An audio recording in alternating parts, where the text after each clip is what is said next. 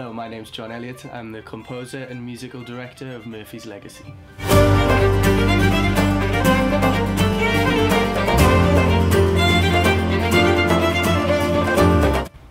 I got involved with Murphy's Legacy the same way I get involved in most things, is that I was drunk in the back of a taxi. Chris picked me up after a night out and drove me home, and as with most times I was shooting my mouth off about what I do and what I'd done, etc. And he asked me, it was his own fault, and I explained to him that I was a composer, and then he told me what he was doing, and I said I was really interested. And then, to be honest with you, I stuck his number to my whiteboard and I forgot about it, and then he got in touch 3 months later, and the rest, as they say, is history, and we've been working together ever since. It's kind of across the board. I mean, the obvious answer is always going to be the likes of Bill Whelan, and who was the Riverdance composer, and Ronan Hardiman, who wrote for Lord.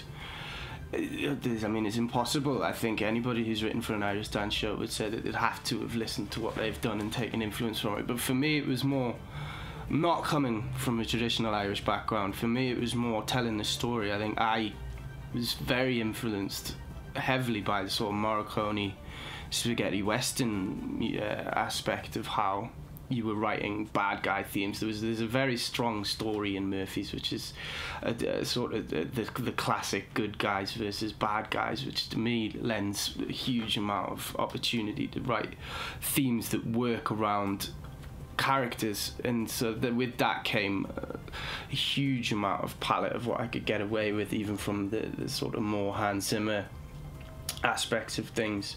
So what we'll see is there's romantic themes, there's bad guy themes, there's a huge amount of variety in what we've managed to achieve. But even then, I mean, we've been influenced from everything from modern day music right the way through to the traditional aspect. We've got a lot of trad stuff being used, material that we've dug the depths of everything that's potentially available from hundreds and hundreds of years of writing, so which has been a good job. A lot of influences. I've enjoyed it. It's the start. It's the beginning. There's no two ways about it. The favourite thing, I think any writer who said otherwise would be lying. It's the original weeks. It's the months where where everything's new, where you're sort of coming up with the ideas for everything. I mean, that in essence, going back to the question we had about stage and how quickly things work, is that was my favourite part, is that when we were getting new scenes added, new ideas added, where previously we'd sort of felt like everything had been written. The second there's a new idea, like you'll see with one of the themes for the king, the bad guy king, the Hidaris king, is that it was like immediately it was a new thing we needed to do, and needed to come up with something that represented one bad guy, and it's like that's what I enjoyed the most.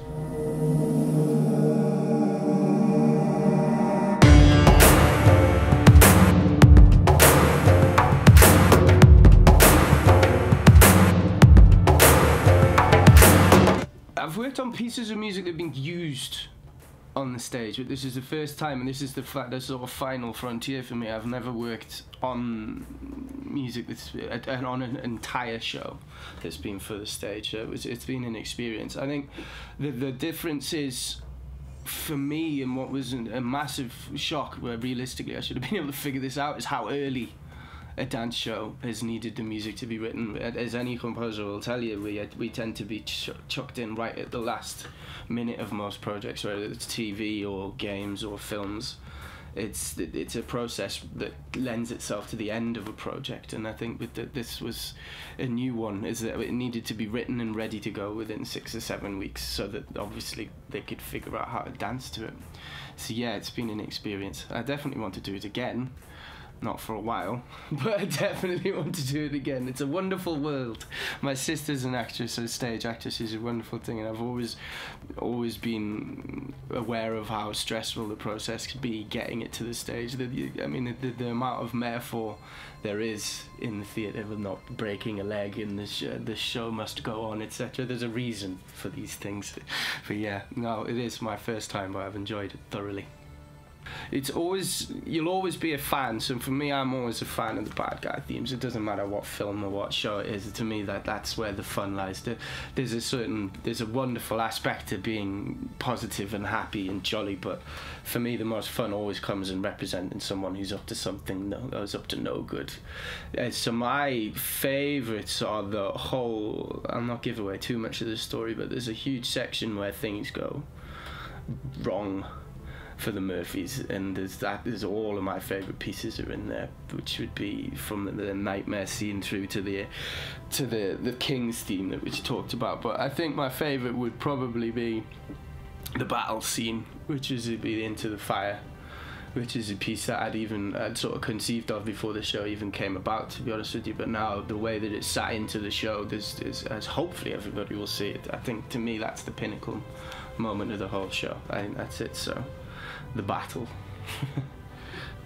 I'm looking forward to seeing people's reactions. I mean, I don't, in my career, whether it's been as an artist, as a musician, or as a composer, I've been very lucky in that from a very early age I've always done fairly big shows. I've always been working on fairly big projects, but what comes with that is that you're not really exposed to the audience reaction as much as I'm going to get an opportunity to see in this. I'm going to actually be in the audience watching something I've done in a live environment, which is terrifying as it is exciting, but it's a unique experience for me. So I'm really looking forward to that. But also I'm really looking forward to seeing the whole show as one piece, which again is not something you see a lot of when you're in the workup and the run up in a production.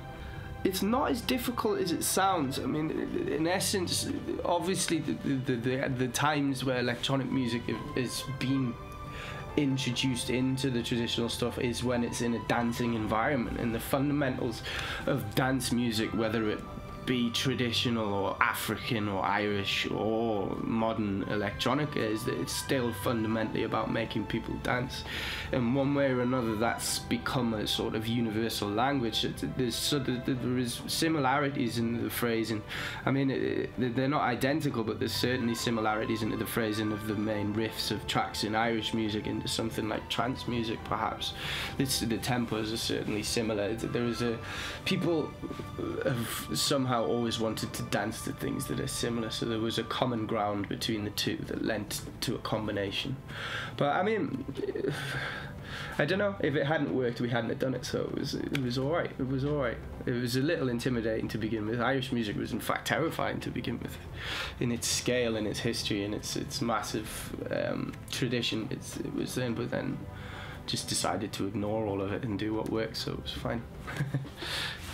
There's nothing I wouldn't like to do, but I definitely would like to do this. And there's a big reason for that as well. Is that the sort of music in it's what I've enjoyed the most about this, and what sort of kept me involved in music. Full stop has been able to work on bigger pieces of music. Even Traffic albums are sort of designed to be 1 hour 10 kind of journeys of music, rather than what's becoming more the norm in music.